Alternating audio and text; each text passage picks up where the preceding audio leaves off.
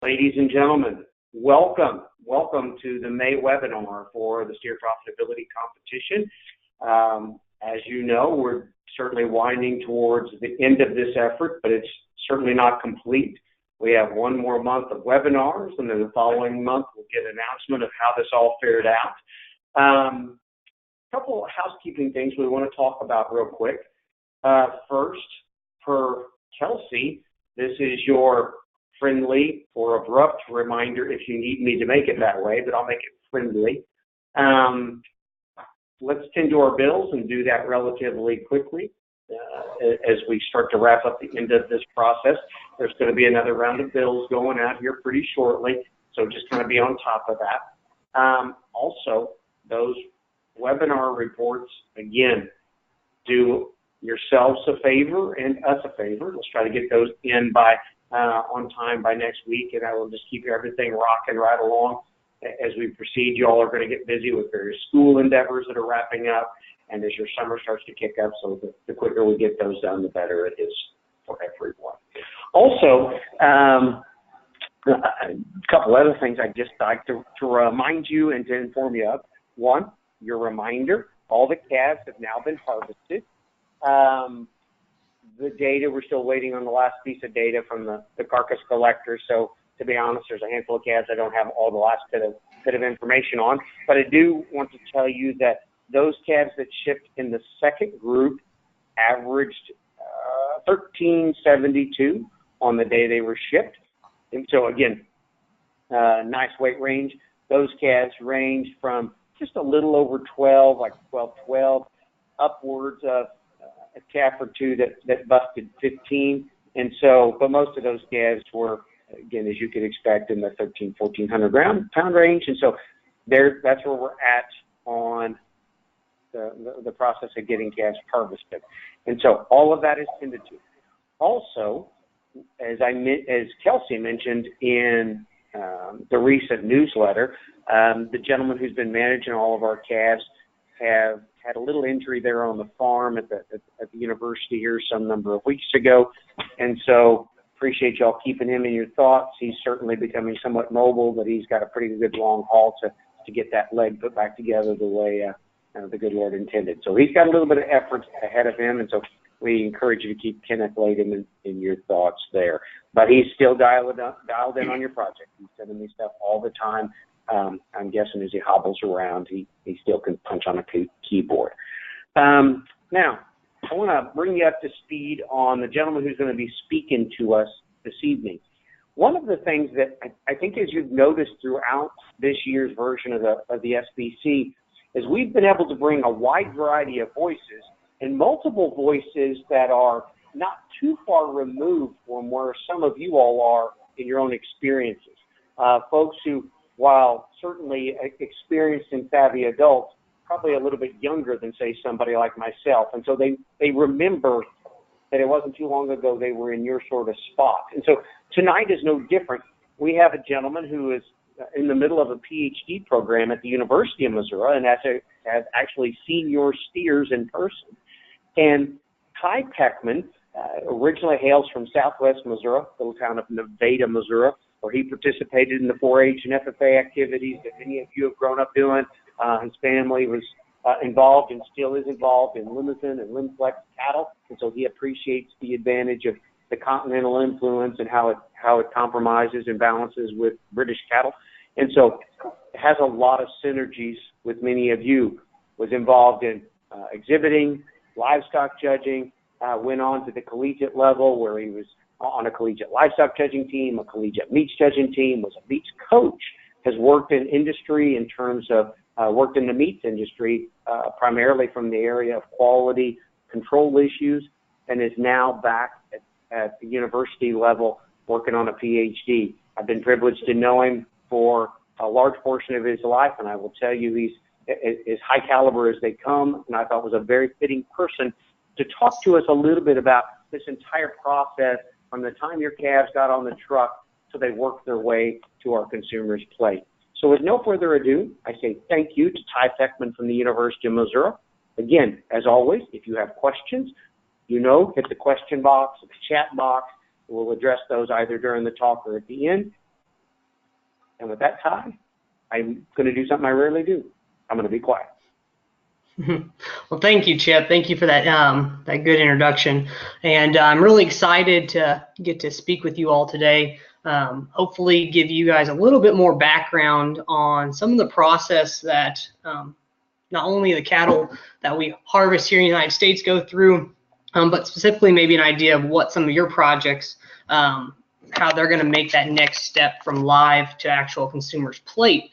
And so hopefully, or I hope at least, that at some point in your life, if you don't get the opportunity to see the inside of a major packing facility, but you at least get the ability or the opportunity to experience maybe your local processors, because a lot of the processes and equipment maybe that are used, even the large side of things, are essentially the same at your local processor level, albeit the size and scale is much, much, much smaller.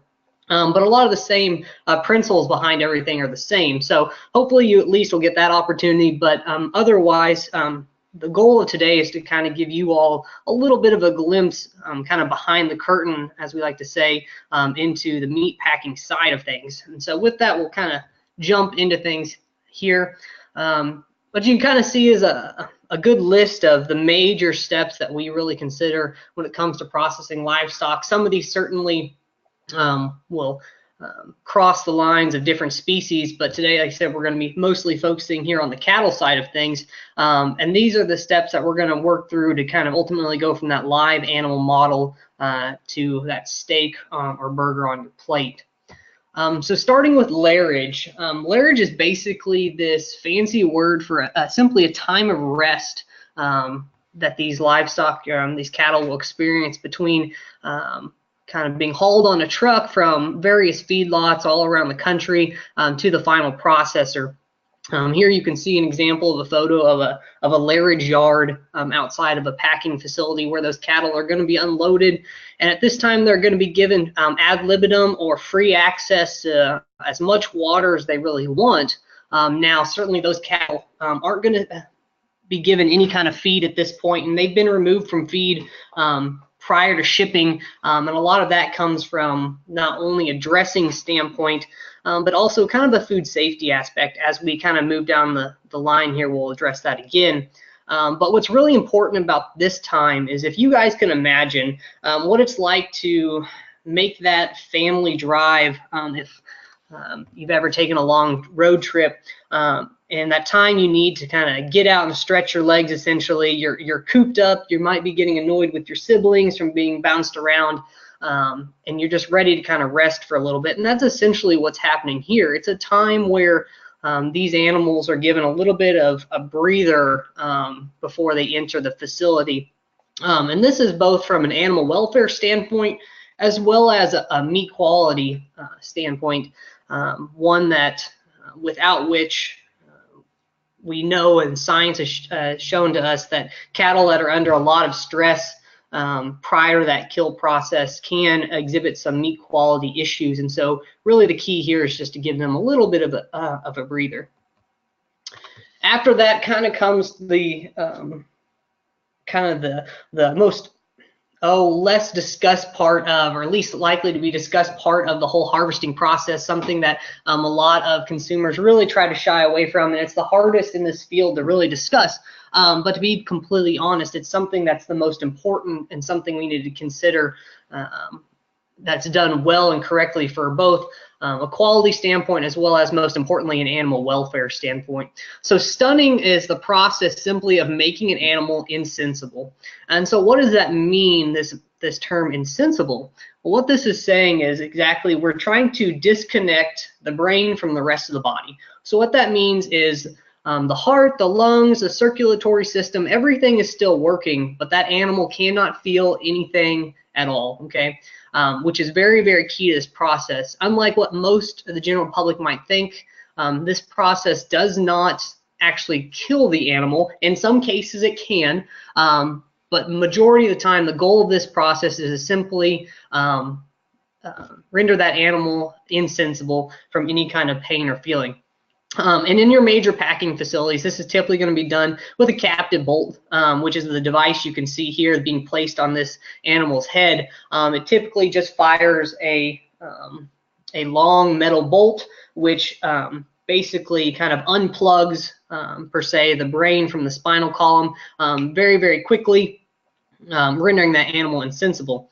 And one thing that's really to note about this process is meant to be done to cause the animal the least amount of stress as possible. And employees go under a lot of rigorous training to be able to do this when it comes to being animal handling certified. But as well, these facilities are designed to keep these animals as comfortable as possible. It's hard to tell from this picture, but this chute actually designed, most of which are designed by Temple Grandin, a name some of you might be familiar with. If not, you should kind of do a little background into what she's done for the animal welfare industry. But it's a chute that's essentially designed to almost cradle these animals so that they are feeling any kind of any minimal discomfort or any kind of stress, as well as it kind of lines them up so that the stunner can do their job properly. But moving on to the actual process that kills the animal, this is called this is the bleeding or exsanguination period, kind of your fancy word of the day you can use. But this is the actual process that will kill the animal, and it's probably one of the keys to ensure meat quality and food safety. This is done using by severing the carotid and jugular artery using a knife. This is where then that heart that's still beating will remove all the blood from the body and get it all out of all the tissues, and which is good from a quality and a food safety standpoint. However, what's important to note is that this process is only allowed to be done if that animal is rendered insensible. And being insensible can be described by a couple things. Typically, employees are trained by these animals should not have any riding reflex, where the animal's trying to lift itself or get back to a standing position. These animals should not vocalize or make any noise. They should not blink or do anything of that nature. And so there's employees stationed along the line prior to this process that are ensuring that these animals are insensible.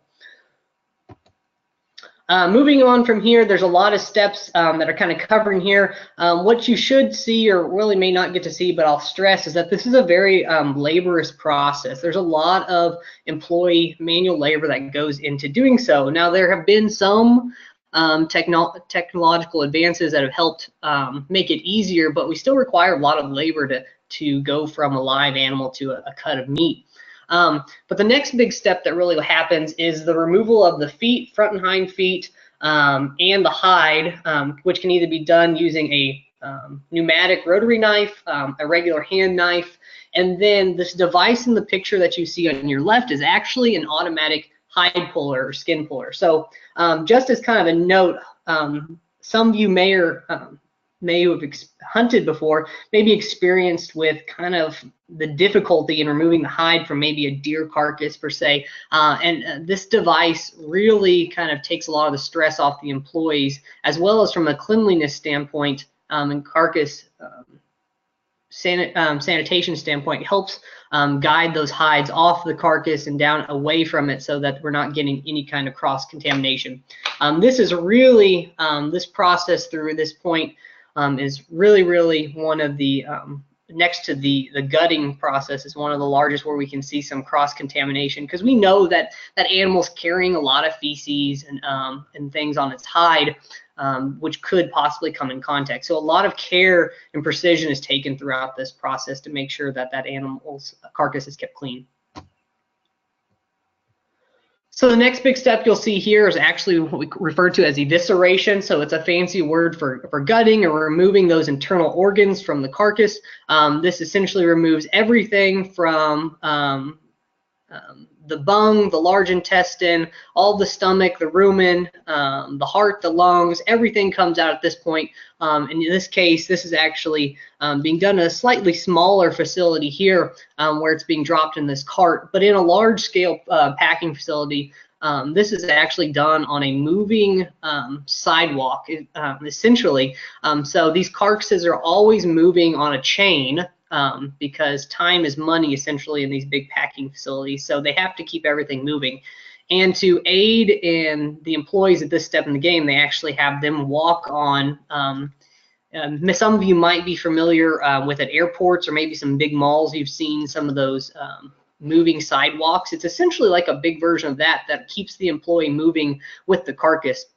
But next to removal of the hide, this again is one of the key steps in making sure that we're not getting any cross-contamination from any feces or gut or any digestive matter at this point.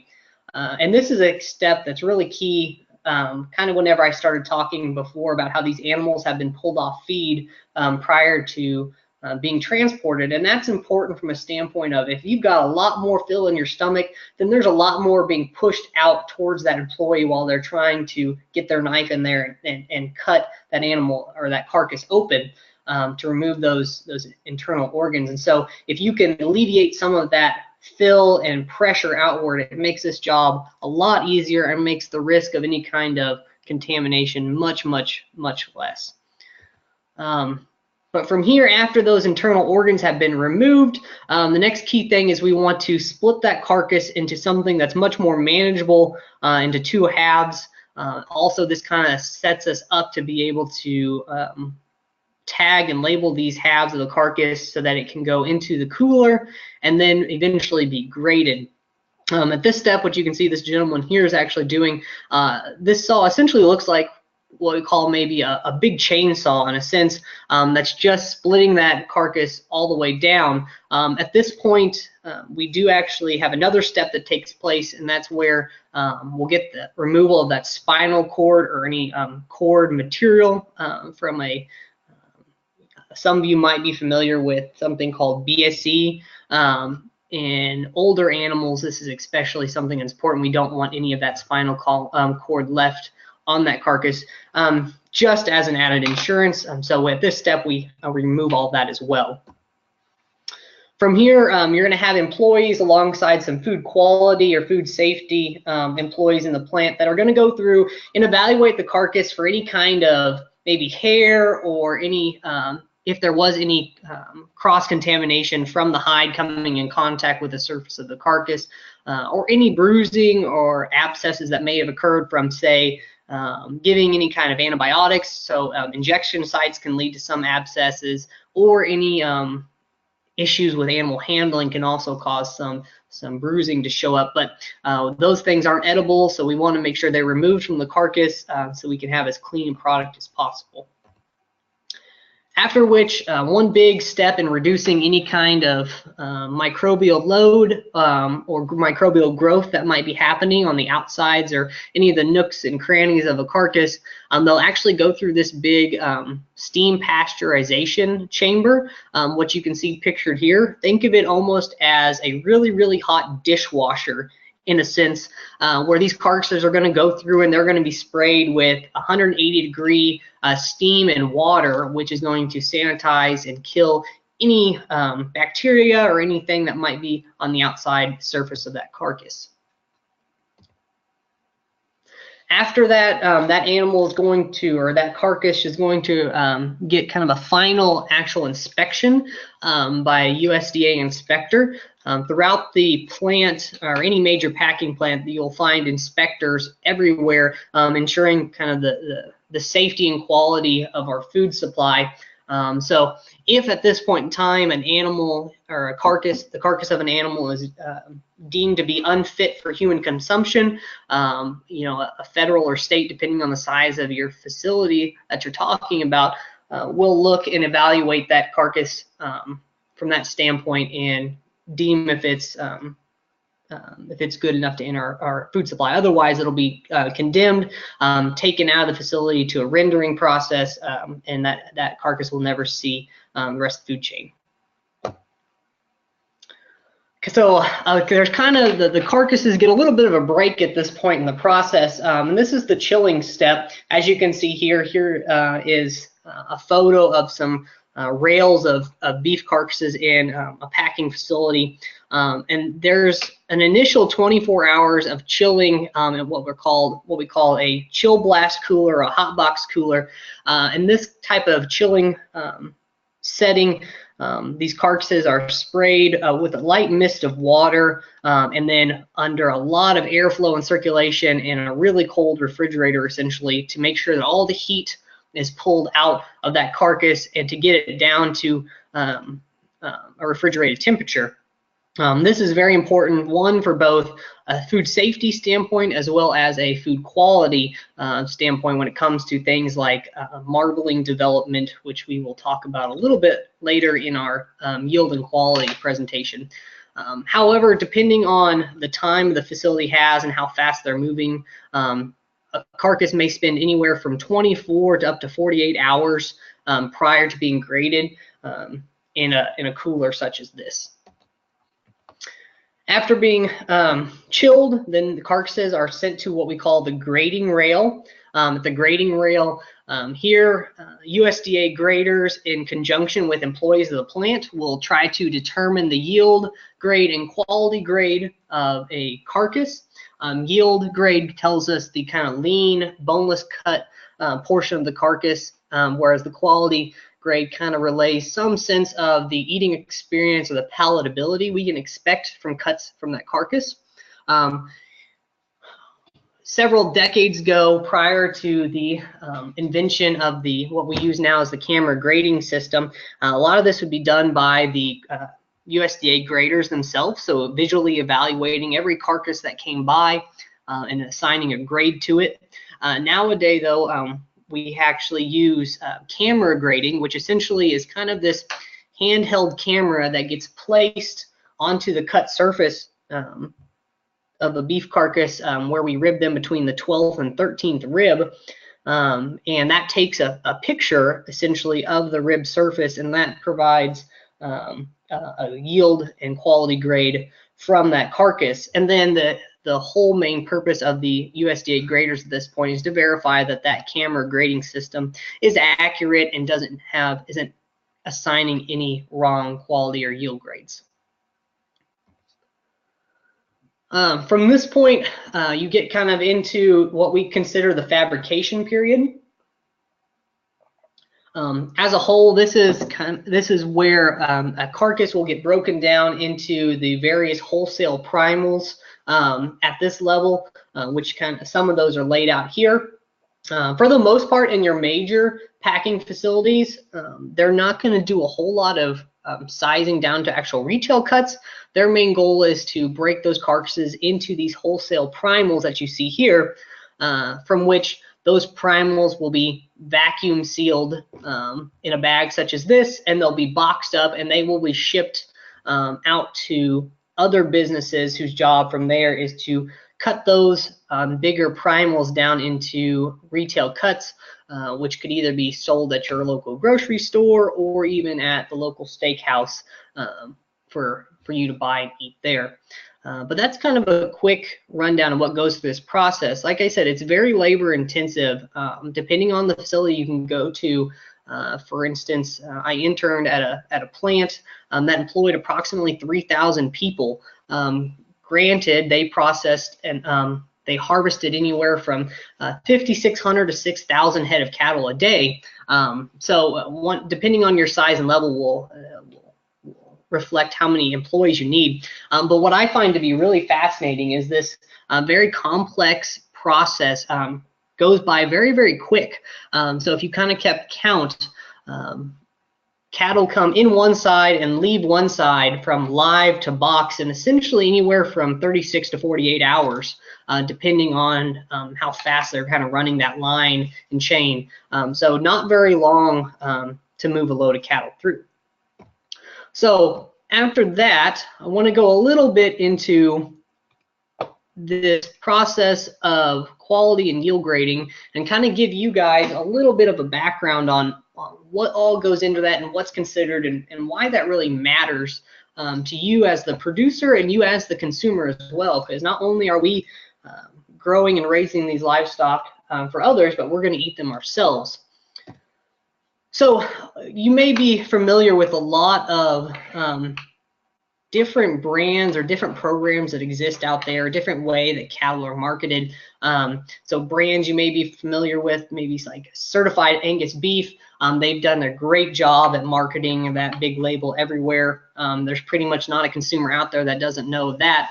But some other things you might not be familiar with, or I guess should be more familiar with, maybe things like organic labels, natural, grass-fed versus grain-fed, but something you might not be are no-roll. No-roll is what we call carcasses that are not graded, and that may be due to a variety of purposes of quality or age, typically, or lack of quality, or which can be due to age. But those still have a place. The beef industry has done a surprisingly well job at finding a place to market almost every animal that comes through its system. There's always there's a consumer out there who wants whatever product you're trying to sell, as long as you can market it to them. So kind of addressing where we're going to be talking about when it comes to evaluating the quality and yield of an animal. Here's an example again of a beef carcass that's been split into the two halves. Kind of these arrows are going to the major primals we see: the round, the loin, the rib, and the chuck. We know that the loin and the rib is what we consider to be the middle meats. These are where we're going to get a majority of our steaks or higher dollar cuts from, whereas the round and the chuck, due to their purpose in that animal's function, are going to be considered a little bit tougher, and thus they end up majority of these things like roasts and trim that can be turned into ground beef. But what we're really going to evaluate for in terms of quality and yield here is this 12th and 13th rib surface, which is kind of circled here, and this is where the grader is going to look, and this is where the camera grading system will take place. So when it comes to quality grade first, what are we really talking about? I'm sure that a lot of you may be familiar with some of these quality grades from your local grocery store and some of the packaging you can see. The major grades that we use are considered prime, choice, select, standard, commercial, utility, and cutter. That is in descending order, so from best to worst. As that animal gets older, it's going to become ineligible for some of those higher quality grades. So typically, when we think of cows that are processed, those are going to fall down in that commercial, that utility, that cutter quality grade. But as I stated before, it's quality grade that is commonly used to determine the palatability or the eating experience we can hope to get from a cut. And some of the contributing factors that go into quality grade, the two major ones we're concerned about are the maturity, so how old that animal is, and I'll have some photos farther on in this presentation that'll talk about it, but we evaluate this by the percent ossification of the, we're going to call them buttons, of the spinal processes on the vertebrae. And so what's simply happening here is as an animal ages, cartilage, and we know that for a fact that happens in us as well. So as we age, or as an animal ages, what was cartilage eventually will ossify or get turned into bone. And so we can use that to measure the age of an animal, because not all of these animals are going to come in with some kind of a birth certificate saying I'm this old, or I was born on this day. Now we know that, which we can talk about a little bit later in the questions if you want to, but there's some recent regulations are changing this a little bit, where some documentation is able to be shown to indicate the age of some of those animals, but that's very, very recent, and for the most part, everything's still done using this maturity system like this. And then the final really big thing is marbling, and this is the amount of intramuscular fat, but it's not to be confused with what we call intermuscular fat.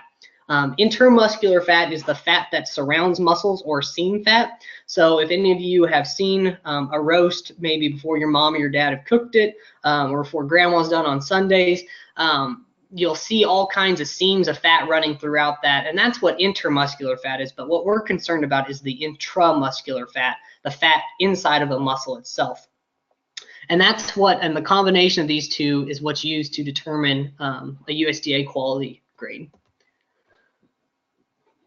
So here's a graphic that kind of represents a again, what we're talking about with marbling, for those of you who might not be the most familiar with it. So marbling can be described in two different manners. It can be described by some as a marbling score, and that's what you can see being assigned to the pictures in this graphic. So the marbling score in this case would be moderately abundant, slightly abundant, moderate, modest, small, and slight. So what you can see is that's corresponding with the amount of marbling within that ribbed surface. What you guys may be more familiar with, or what you see actually labeled in the store, those marbling scores will correspond with a quality grade, and that quality grade is something that's going to be low choice, average prime, high select. In this case, slight marbling actually corresponds with select. Small is low choice.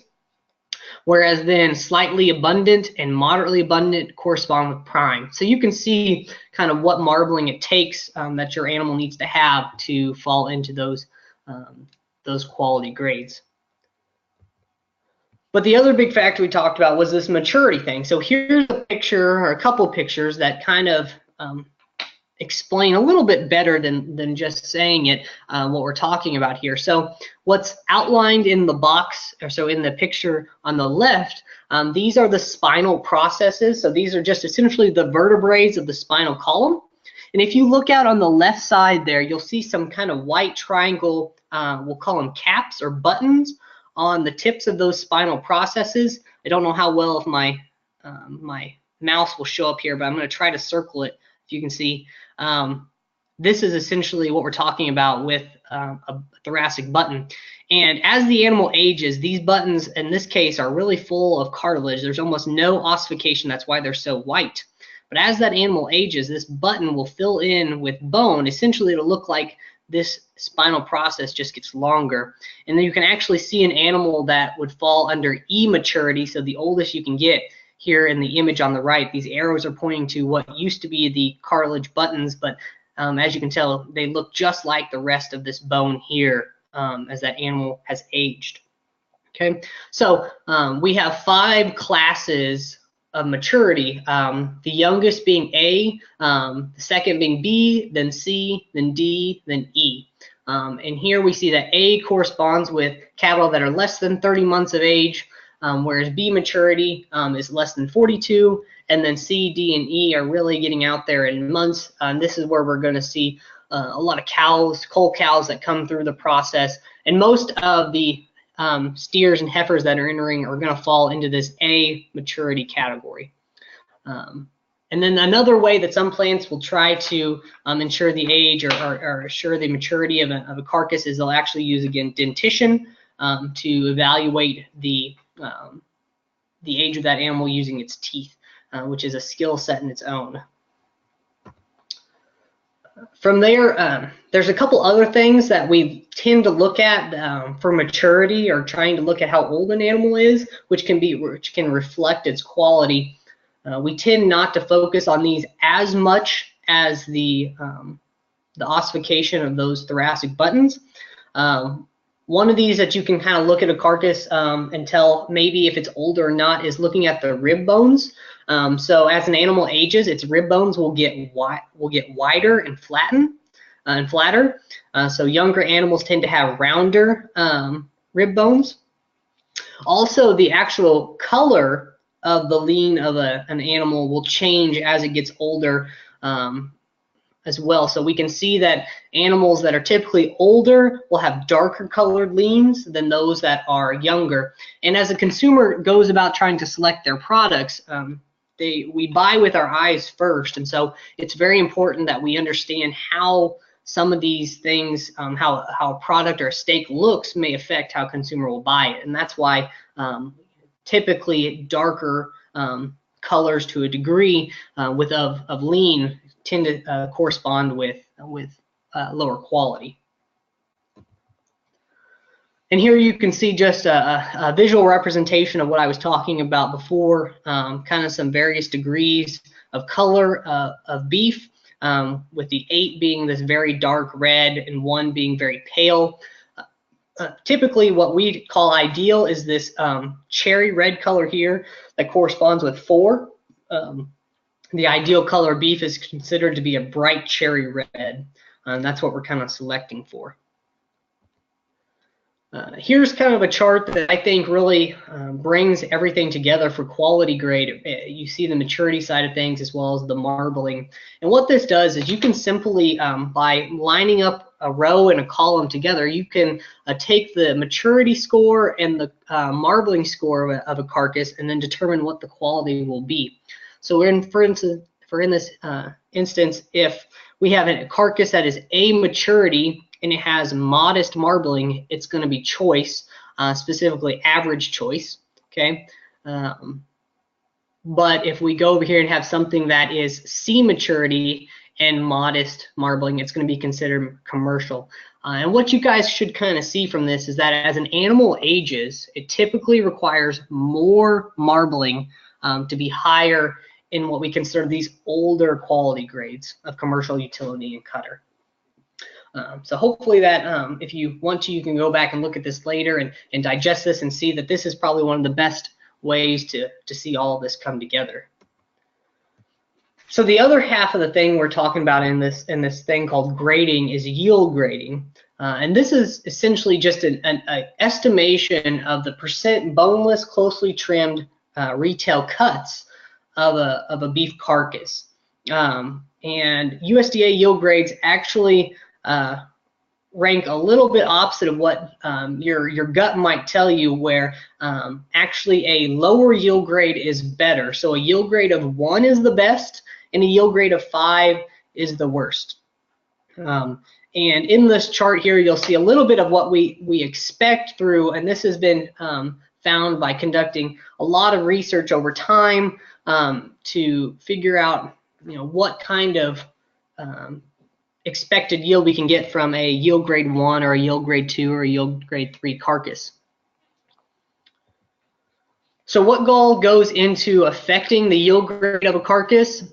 Ultimately, there are 4 major factors that we consider. The first of which is the hot carcass weight. The hot carcass weight of an animal.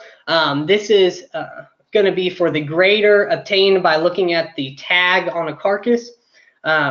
And this allows us to be able to calculate the dressing percentage of that animal as well. From here, we also need to evaluate the kidney, pelvic, and heart fat. So that's kind of internal fat inside the body cavity of that animal. We also then are going to look at that rib surface and evaluate between the 12th and 13th rib. It's very important. And it's kind of a standard across the industry, but we need to look at the ribeye area and then the back fat thickness there. And all this kind of goes into a equation that allows you to be able to figure out the yield of carcass. So here's a, excuse me, here's a picture representing what we're considering to be the kidney, pelvic, and heart fat. They're labeled by K, P, and H as kind of a simple acronym that we call it. Pelvic fat is what you think. It lies here in the pelvis canal. Kidney fat is what kind of hangs down. This fat's very important if you think about what it's close to, and that's the kidneys. That's why we call it kidney fat. And it kind of wraps around those vital organs and keeps them safe and protected in the live animal. And then down here, it's a little less looked at, but is what we call the heart fat. Typically, we're just going to consider looking at the kidney and pelvic fat when evaluating the percent kidney and pelvic and heart fat. As you can see in these 2 carcasses, there's varying amounts within those. Here's a photo looking at measuring the back fat thickness of a ribeye, and that is taken 3/4 of the way around from the spine or the backbone, so that way every grader is always making sure and they're looking at the exact same spot. And the dark mark you can see on the white fat is actually a ruler or a probe that we can use to measure that fat thickness. And then here is a drawing with a ribeye grid laid over the top of it. So this grid allows a grader to be able to accurately count and measure the ribeye area. More specifically, it's this longissimus dorsi muscle. That's your second, I guess, $10 phrase for the day. it's kind of this real muscle of interest, this largest muscle you can see here in the center of this drawing that the grid is placed over. But essentially what we're trying to do is using this this grid is count the number of dots. In this case, you could actually do it where if you count 10 dots, that will actually give you 1 square inch. So in this case, this grid actually has some, we call them little cheating boxes. It helps you count a little bit faster if you're doing a lot of carcasses. But essentially, you're looking at a ribeye here that's anywhere from probably about a mid 11-inch ribeye, essentially, from just a quick measurement by looking at it. But just another tool a grader can use. And so kind of working through here, we're in these last couple slides, I'm not going to really get into in depth on these how to calculate a yield grade. That's something you guys can definitely use these equations and go back through and practice, or some other resources that are out there. But here are 2 common methods that kind of, if you're wanting to do it on your own, that have been used, and depending on what school of thought or what maybe what area of training you come from, or even what age of training you come from, you might tend to use one equation over the other.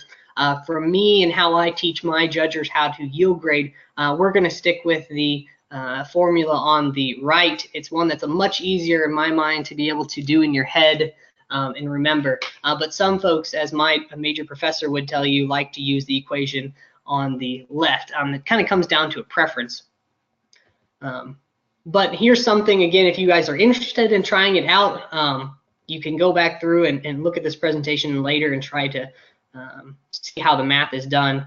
But what you can see is that both formulas get you to somewhere around a 3.0, depending on how you round.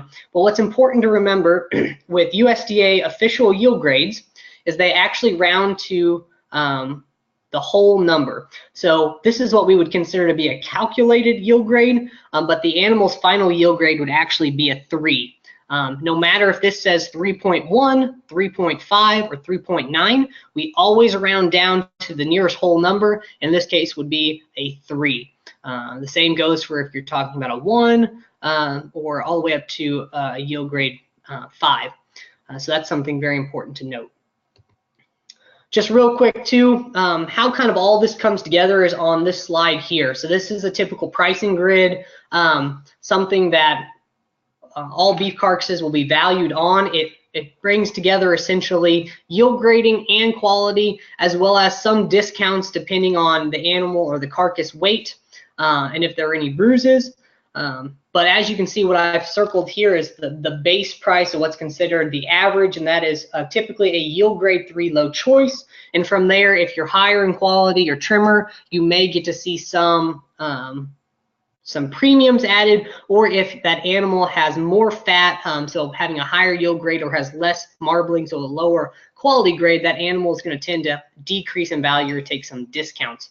And again, looking at those carcass weights below there, you can see that the industry kind of tries to drive towards some kind of a specific range or certain range when it comes to carcass weights. And ultimately that reflects in the amount of discounts. So anything you see in a parentheses there is going to be a discount, so something subtracted from that base price. And you can see that happens both with carcasses that are way too light and some that get really, really, really big.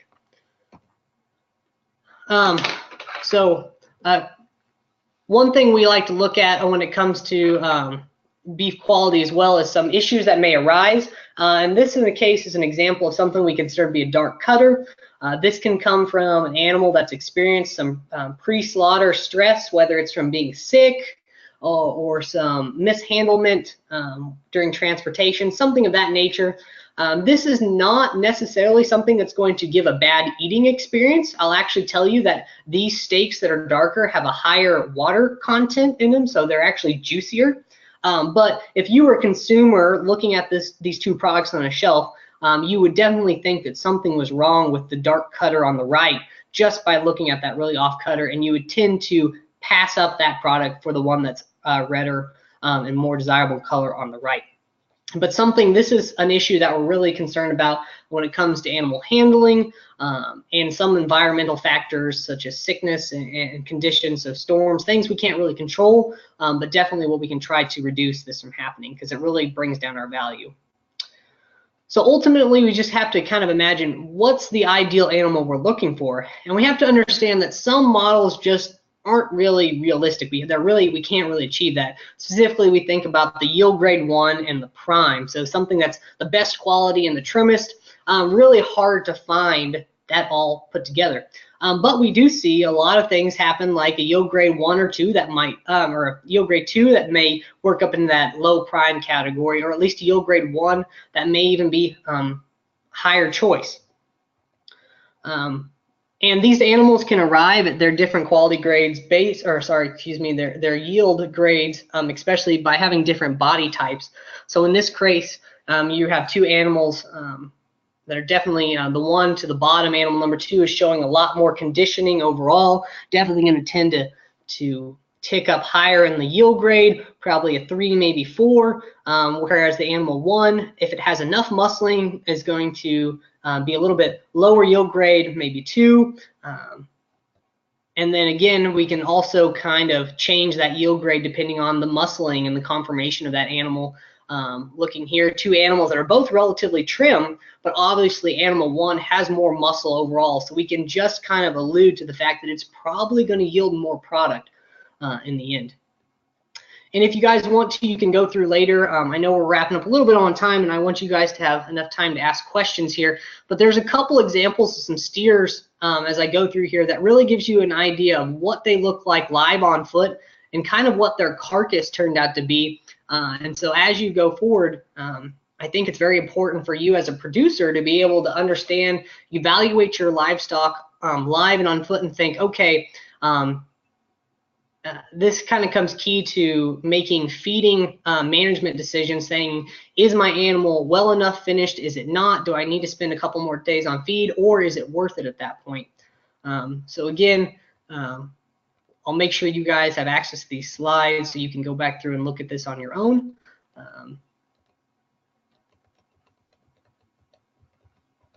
Move ahead here. So ultimately, when it comes down to something that should be considered in every management of any operation is, what's your ultimate goal? What are you desiring? What are you trying to reach with your end product? Thinking that eventually whatever you're making is going to be consumed by somebody. So are you trying to reach a super high quality product that maybe not yield as well, or are you trying to get something that's going to give you more pounds of overall product and give up a little bit quality, or are you going to be the producer who strives to meet both of those? So knowing your type of cattle, your genetics, your potential, as well as your market are very, very important in this business. And so that's what I'd say is, anytime you're trying to start make any changes, you just need to make sure how that's going to affect your overall goal. And with that, I will turn over for any questions you guys may have.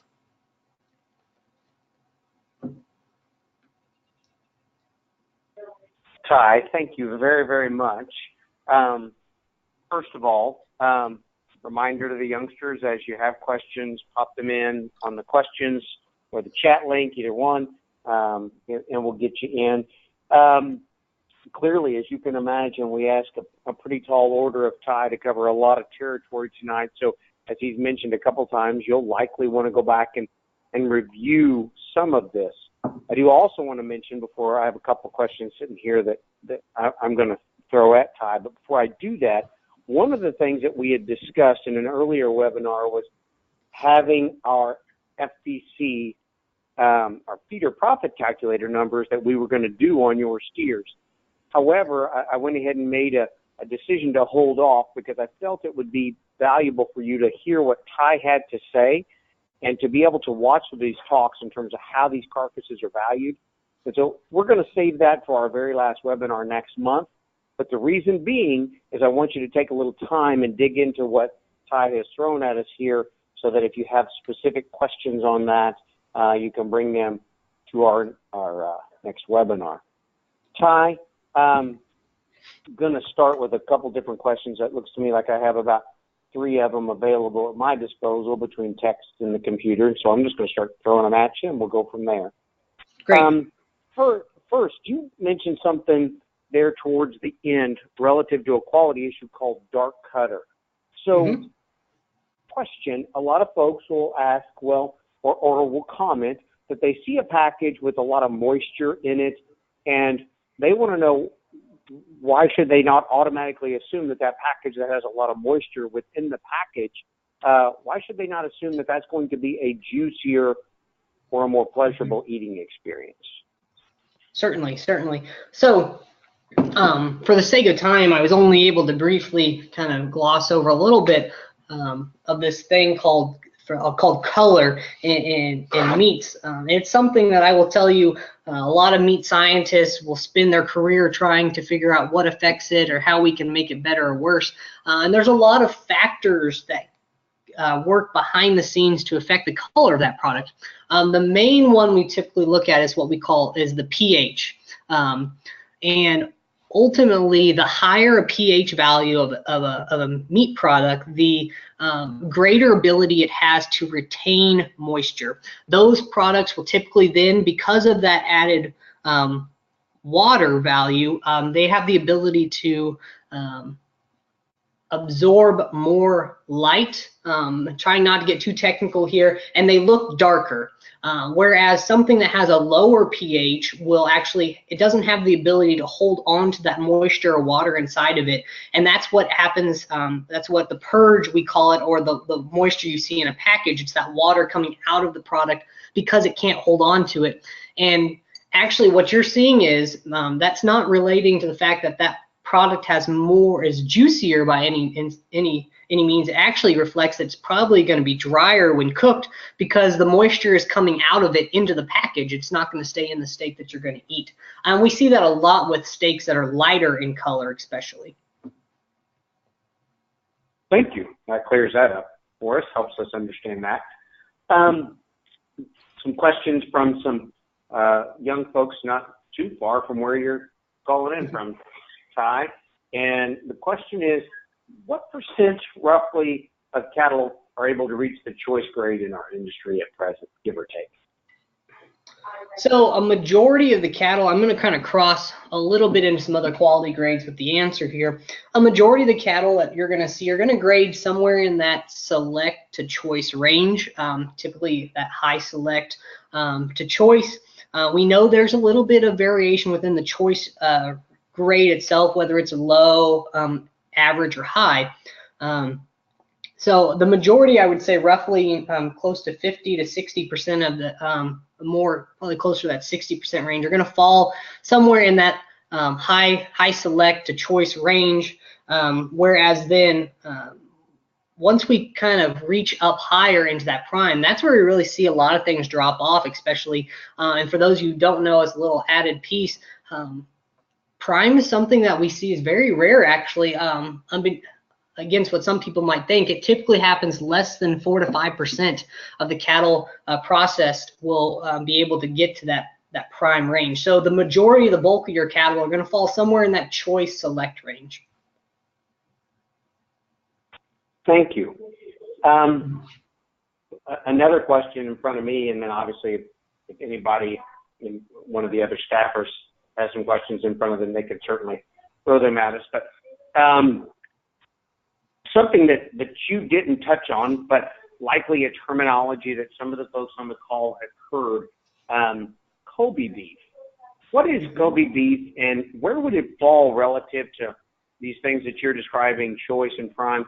Where would it fall relative to those quality grades? Yeah, so I tell you, if anybody ever gives you the chance and says, hey, you want a free Kobe steak, definitely take them up on that. So when it comes to Kobe beef, a little background, we're talking about beef that comes from a breed of cattle called Wagyu. So that's another familiar term that walks hand in hand with Kobe. I will tell you that not all Wagyu cattle get to be Kobe, but all Kobe is Wagyu. So Wagyu beef, or the breed Wagyu cattle, come from Japan. It's a breed of cattle that has a really high ability to marble, very, very dense marbling. And then once you step up into the Kobe range, it's actually these Wagyu cattle that are fed a very, very special diet. Some of the parameters of which I'm not even completely familiar with, but a very different diet than the other cattle will get. And as long they may even have some more intensive management practices just to ensure the comfort and that that animal is relaxed, and so it's not going to provide any toughness or anything. But typically that Kobe beef is going to range in that really, really high prime area. So a Kobe steak, if you can find one, if you Google a picture of it, you're going to see something that it almost looks solid white to an extent within that ribeye area. Now that's a little bit extreme, but there is a ton of marbling packed within that muscle. Very good. Thank you for explaining that to us.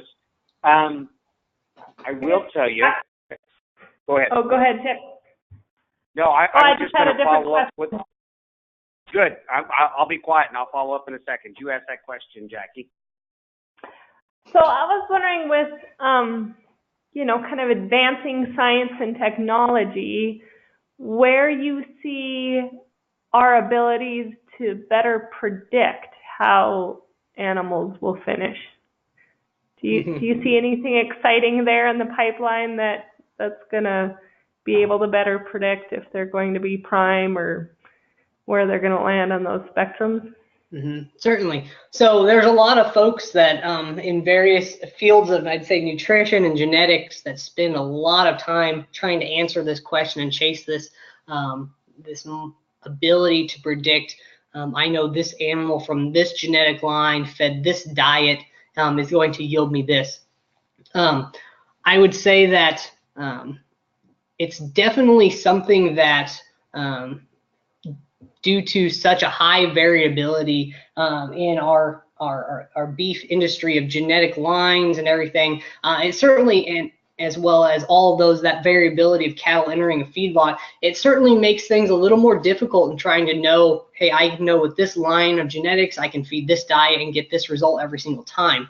Now, I do think that there are those out there, like I said, geneticists especially, working with producers and trying to figure out what genetic lines give us the best ability to make mating programs that will give us a more accurate group or a more similar group of cattle. But honestly, that's something that's definitely, it's definitely for the beef industry is going to take some time, and I think something that is probably not going to be solved tomorrow, but definitely something we can work towards. Ty, as a follow-up to that, I would tell you this group of youngsters, their calves have graded pretty well for us. I'm not going to give them too much, excuse me, I'm not going to give them really any information on this call. Yes. But they've graded pretty well. But not only do you have some beef background, but you also do a fair amount of pork research. And so I have a question, and I'm going to dovetail off of what Dr. Atkins just asked you. And so in the pork sector, are there any indicators of quality that are used more aggressively in the pork sector that you think might have relevance in the beef sector, or are they just too distinctly different? Yeah, so that's kind of, actually, I'll say it's kind of a hot topic right now, especially as the pork board and USD are kind of considering looking at how we can revamp our pork grading system. Traditionally, pork has been considered a yield-only product, so different from beef where we price those things off of a quality and yield. Pork has been 100% yield, but there has been some pushback by consumers as well as some foreign markets that say, hey, I'm ready for a better eating experience in my pork product. And so we know through quality research what parameters, such as the color of that product, marbling within it, certain things that can influence the eating experience of it. But when it comes to actually trying to evaluate quality, in the pork carcass, it's definitely something due to how it's processed is a little bit more difficult compared to beef. And beef, like you say, we rib everything between that 12th and 13th rib, and it's really easy to use color, marbling, and get those parameters from that surface. But in pork, we don't rib anything in there because we don't want to, one, devalue our loin by cutting right down the middle of it, but also we as Americans and the world in general love our bacon, and that's reflected in the high prices of bellies, which get turned into bacon. And whenever you go to rib a pork carcass, you can in turn cause damage to that belly. So there's been a lot of research trying to determine what if we can use a single parameter in quality to get us to something that can allow us to some kind of a grading system. So some people want to indicate that it is the pH of the muscle of a certain muscle of a pork carcass will reflect the quality. Some want to say it's marbling if we can figure out a way to evaluate it in a certain place. So I think it's definitely a challenge, and it's kind of interesting. I think exciting time to be looking at pork quality research. I know you guys are from the beef side of things, but from a pork quality standpoint, as where we can look to kind of develop that system. So in a long scheme, kind of a roundabout answer, there's not a clear thing. It's a very tough. You're kind of taking two different models and trying to figure out can you compare them. That's very tough. Well, and the reason I ask is obviously we need to be aware of what our competitive proteins are doing, and so we as beef producers have to be able to Yes. walk and chew gum at the same time, right? So we need to be Yes. self-aware, but we also need to what's going on around us. Correct. Yes. Hold on one second, Ty. Are you familiar, and I understand if you're not, but are you familiar with any research or any data ongoing in terms of cattle with tremendous growth, how those high growth cattle might impact, or those high growth genetics rather, might impact carcass quality? Any insights on that? So,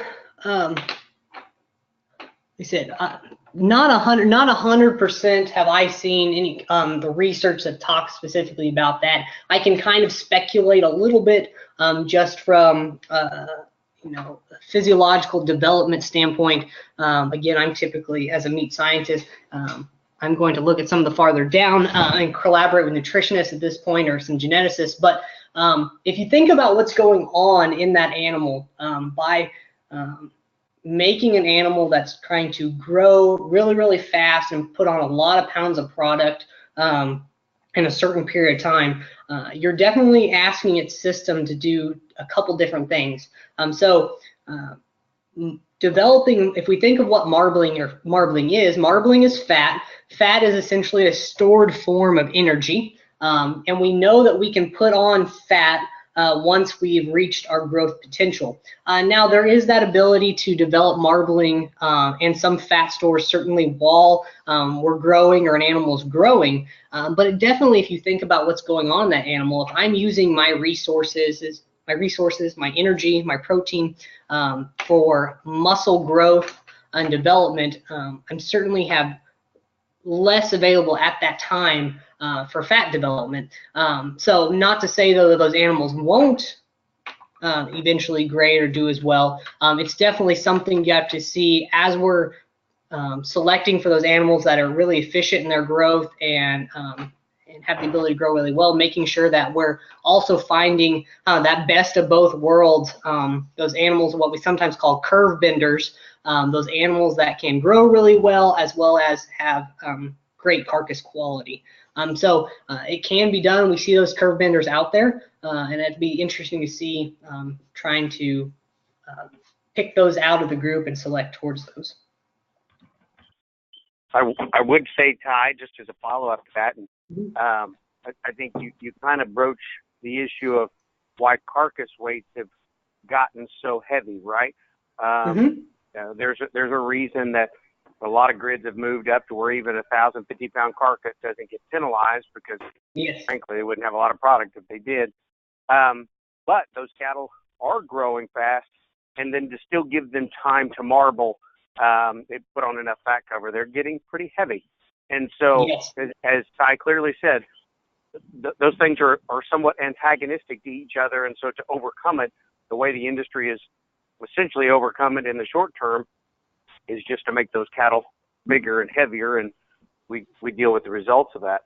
That young person that asked that question, I will throw out an anecdotal piece that has seemed to be the topic of conversation as of late amongst a number of serious feedlot folks, and it's not really a carcass quality issue, but I will tell you one of the things that is becoming a hot topic from feeders is that amongst some of these uber high growth cattle, these that can flat get it done and get to heavy weights really hard and really fast, something that's starting to pop its head up that didn't rear its head very often in the past are various cardiac issues.